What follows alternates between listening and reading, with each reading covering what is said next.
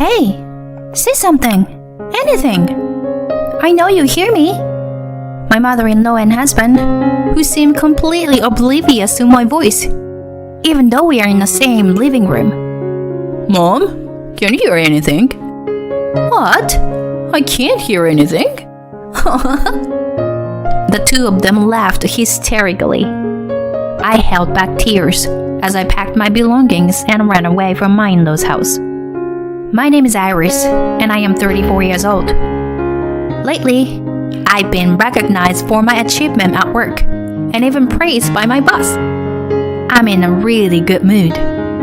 But just 2 years ago, I was living in hell. Back then, I was living with my husband, Vincent. I met him at a matchmaking party. We were the same age and could talk and get along just fine. I made a promise to meet again because our conversation flowed more naturally with any other man at the party.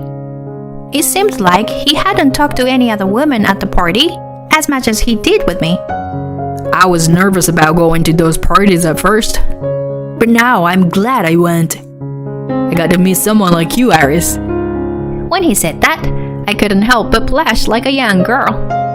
From then on, we dated for about 6 months, and then he proposed to me. I accepted his proposal. Both Vincent and I were being pressured by our parents about getting married, so we were both positive about it. And then, about 3 months after our wedding... Sorry, Iris. I got really drunk after a party the other day. It seems like my wallet got stolen, and my card was used. My bank account is empty now. I can't afford our living expenses, so I was thinking of relying on my parents' help. Vincent said that to me while kneeling down and begging. I was truly surprised by his confession. Indeed, a few days earlier, when I couldn't reach him after the drinking party, I went to look for him. I found him sitting and sleeping in a corner of a nearby alley. He must have had his wallet stolen before I found him. Suddenly, living with your parents? How about I contribute more to our living expenses for a while?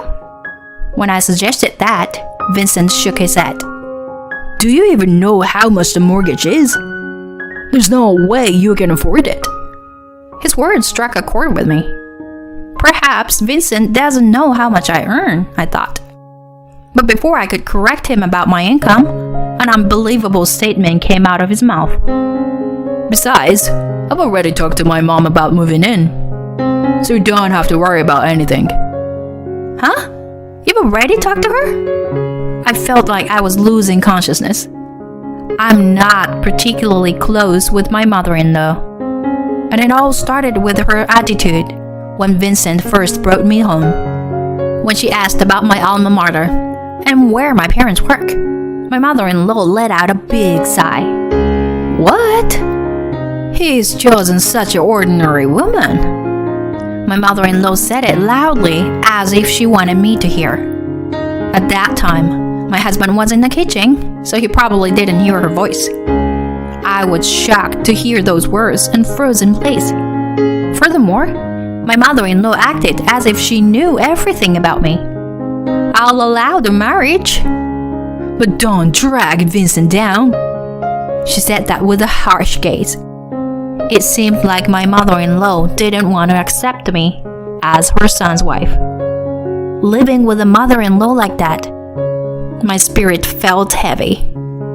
I don't think her personality would change even if we became a family. A few years before I met Vincent, I heard that my father-in-law couldn't bear living with my mother-in-law, and they got divorced. When I asked my husband about what happened, he just said, "It was probably some stupid fight." He didn't seem to take their divorce too seriously. And shortly after we moved, my anxious feelings were proven right. When Vincent and I arrived at my in-laws' house with the movers, my mother-in-law said, "Vincent, welcome, honey. Now, go rest in the living room. I'll get some snacks and tea for you." She welcomed my husband into the living room as if he were a little child. Hey, Can you do something about this baggage? My mother-in-law said to me coldly from the entrance. I don't understand why she treats me so badly, but I reluctantly instructed the movers on what to do with the bags and unpacked everything myself. Huh? You still haven't finished unpacking my bags? Normally, the wife unpacks the husband's bags first, right? As I unpacked without taking a break, my husband said such a ridiculous thing.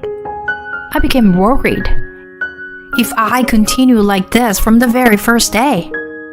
But I decided to gather myself and not give up. Maybe it's because I accepted their words without saying anything that they feel free to make fun of me. I decided the next time they say something, I'll respond properly. But that decision might have been a mistake. It happened when I went to work and came back home. Since my husband's workplace is closer to my in-laws' house, Vincent comes home earlier than I do. When, who arrived home later than Vincent, was approached by my mother-in-law. Hey, Iris! What do you think you're doing? Normally, you should have come home before your husband and prepared dinner. My mother-in-law stood at the entrance scolding me. Am I not even allowed to take off my shoes and enter the house? I thought myself that I had to say something to my mother-in-law this time. I work as a full-time employee, just like Vincent. Besides, my workplace is farther from his. So it's only natural that Vincent comes home earlier than me, even if it's the regular working hours. I try to calmly explain this to my mother-in-law, not letting my emotions get the best of me. Upon hearing my words, she turned red and went to the living room. I sighed and took off my shoes before entering the house. That's when it all started. Vincent and my mother-in-law began ignoring me. Initially to the extent that it seemed like they couldn't hear my voice. But when I spoke a bit louder, both of them reacted, and we could have important conversations. However, as this continued for more than a few months, even I, with my patience, realized that something was off. Could it be that they were purposely avoiding me? I asked Vincent about it when we were alone, and he gave me an exasperated look and responded, That can't be true, right? You're just being paranoid. However, after that, the blatant disregard from my husband and mother-in-law became even more apparent. Vincent, I want to talk about our finances this month. Even when I try to initiate a conversation, my husband would ignore me. Thinking that maybe he didn't hear me, I raised my voice, but he just stood up and went to his room. My mother-in-law did the same, not even attempting to look in my direction. When I called out multiple times, she raised the volume of the TV, drowning out my voice. The TV was so loud that I covered my ears and left the room. I couldn't understand the reason behind all of this, and these days I felt increasingly down. Nonetheless, I continued to do household chores like laundry, cleaning, and cooking. I believed that if I remained silent, they would eventually start talking to me properly. But 1 year had passed since Vincent and I moved into my in-laws' house. At that time, I met someone through work who made me question things about Vincent. I wanted to ask my husband about it, but as usual, he didn't respond to me. Hey, can you say something? Anything? You can hear my voice, right? We're all in the same living room. There's no way they can't hear me. Hey, Mom, can you hear anything? What? I can't hear anything. They both laughed and didn't even look at me. That's when I realized, they just want to hurt me. They're no longer my family. With that thought, I packed my belongings and left my in-laws' house. Shortly after, I filed for divorce. A few months later, I found out that Vincent had completed the necessary procedures, and I returned to being single. I decided to change jobs as well, because I didn't want Vincent to know about my new workplace. After settling into my new life, I moved out of my parents' house and started living on my own. And it was during this time, at my new job, that I had a fateful encounter. I met a man named Mike for the first time at a coffee shop near the office. It all started when I picked up the loose change that fell out of his wallet. Oh, I'm sorry. Thank you very much.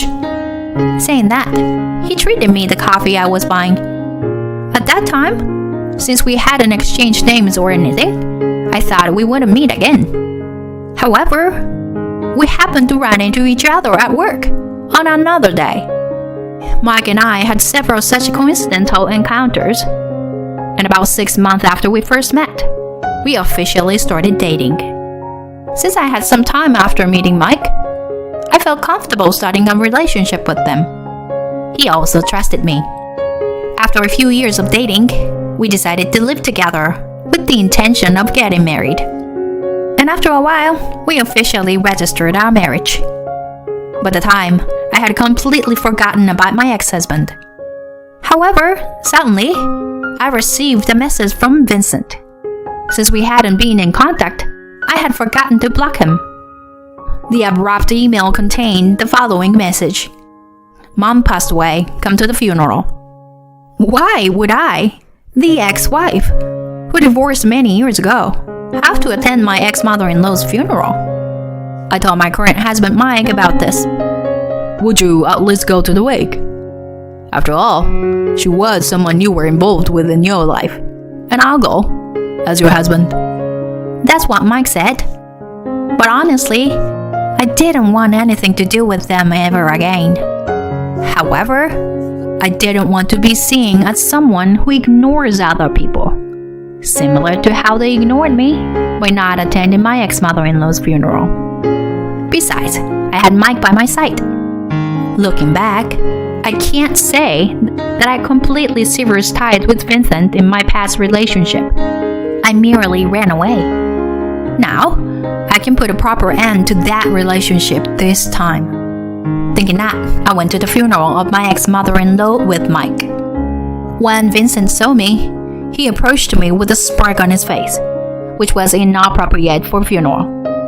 It had been years since I last saw my ex-husband, and it seemed like his face had gotten a bit rounder, perhaps due to unhealthy habits. Hey, Iris. So you didn't erase my contact information after all. You still have feelings for me, huh? If you kneel down and apologize right now, you can come back to me, you know? Seeing that expression, I felt uncomfortable. And in an instant, his face stiffened. My ex-husband was looking at Mike. Is there anything you want from my wife? Saying that, Mike pulled my shoulder closer, his gaze cold and piercing. Upon seeing this, Vincent turned pale, trembling uncontrollably. Mr. President! Huh? I titled my head in confusion. My ex-husband's face turned pale, as if drained of color. This is... Indeed, Mike is the president of the company I work for. However, I didn't know that Vincent had any involvement with Mike. Mike? What's going on? As I asked my husband, he started to explain. Actually, I didn't tell you anything, but I decided to investigate your ex-husband because I thought something might happen to you. And it turns out, this person was fired from his previous company. Moreover, it was for embezzlement. I widened my eyes in surprise. The truth was, Vincent wanted to move back to his parents' house because he was being demanded money after his embezzlement was exposed. Unaware of that, we started living with his mother. And sometime later, I heard from an acquaintance that Vincent had been fired from the company. I tried to confront him about it, but he and my mother-in-law continued to ignore me. So I thought it was hopeless and ran away from home. So, I was picked up by the company I'm currently working for. Mr. Smith here, the president, is a major business partner of our company. My ex-husband, sweating profusely, Then Mike, who was next to me, continued. Until now, I've turned a blind eye to what you did to my wife. Well, you and Iris are divorced now, so I try not to bring personal matters into my work. Yes, thank you. So, does that mean our business dealings will continue as it is?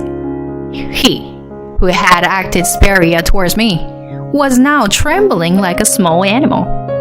Then I looked around. It seemed that Vincent's boss was also in attendance, and he approached us in a flustered manner. Mr. Smith, to meet you here? Anything wrong? Wiping his head with a handkerchief, Vincent's boss asked Mike. Mike let out a sigh and replied, Actually, my wife divorced this man several years ago. And at that time, he and his mother treated her so badly. When he called her to the funeral, saying she should come, I got worried about my wife and came with her. Is that true? Then he grabbed Vincent's shoulder. Vincent was avoiding eye contact as he was being questioned. And today, when he noticed my wife, he immediately told her to kneel if she wanted to remarry him. I'm glad I came with my wife. You? How dare you? Vincent's boss seemed like he was about to attack him. I have no intention to further humiliating my wife, so we'll leave now. I don't intend to speak ill of the deceased, but she treated my wife horribly, so there's no need for greetings, right? We are truly sorry. I will never let this guy bother you anymore. My ex-husband was in a daze on the spot. In that state, he wouldn't be able to handle the role of the chief mourner. Well, it has nothing to do with me and Mike anymore. A few days later, actually, I received a call from that trading company. It seems your ex-husband was fired. Mike spoke up. Huh, fired? Yeah. They said he was fired without me even saying anything. They apologized for making you uncomfortable as well. It seems he was embezzling expenses at his current company too. People never change, huh? I couldn't help but sigh. Being married to someone like that, it's the worst, I said, and Mike laughed. Well, it's because of that divorce that I was able to meet you, my husband said with a smile, and I couldn't help but laugh along. In the next spring, a new family member will arrive. I want to build an even happier family with my kind husband and look forward to the birth of our child.